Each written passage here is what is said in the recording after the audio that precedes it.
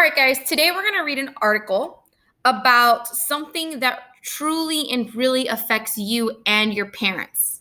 As you know, schools have been shut down, and because of the latest announcement that came out yesterday, Northside is now going to be closed till April 24th. That's a whole month from today.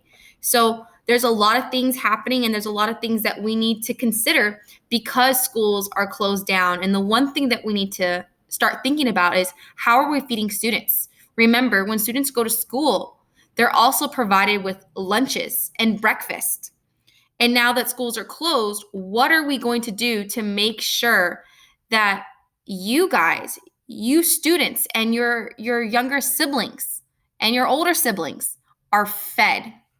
So we're going to read this article. It says, it's called Shut Down by Coronavirus. Schools Scramble to Feed Students. That means they're trying to figure out something. The coronavirus is causing more and more schools to close. School leaders must now address another problem. If schools shut down, their students may not get the meals they need. There are many different types of coronaviruses. These viruses usually cause colds, but some coronaviruses cause deadly outbreaks. Millions of students get free or discounted meals from schools. Some people are worried as more schools close, more children may go hungry. They depend on these meals to eat during the school week. Joel Berg is a leader of Hungry Free America. He said these school meals are very important. Almost 30 million kids a day need them, he said. As of March 9th, 507 schools throughout the United States were closed or about to close. These closings affect 363,357 students. Health officials are saying social distancing can limit the spread of the disease. Social distancing is when you stay away from crowds. This helps prevent the spread of a disease. This is why schools are shutting down.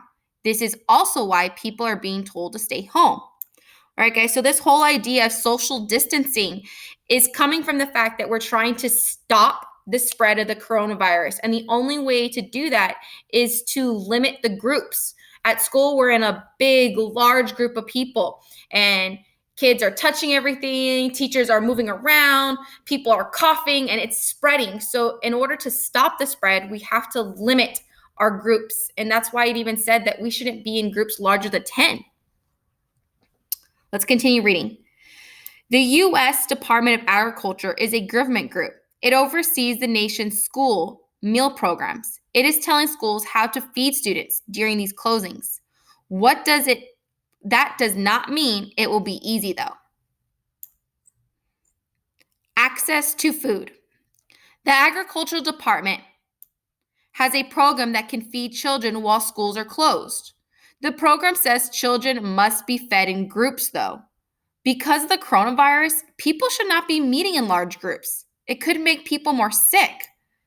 All right, so that's a problem, guys. The Agriculture Department says that we have to feed kids in groups, but we can't be in groups because we'll get sick. That's why we're practicing social distancing. So what are we going to do?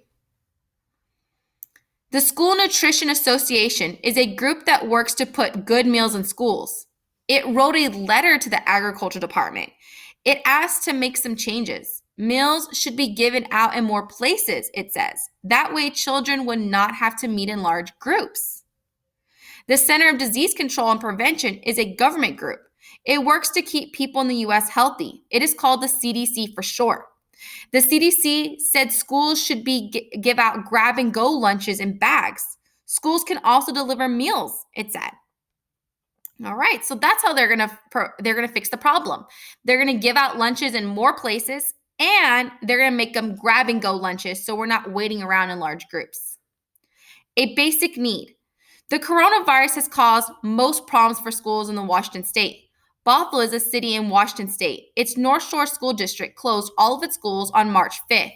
They may be closed for up to 14 days. Kids are taking online classes instead. Grab-and-go meals are offered at 14 school sites.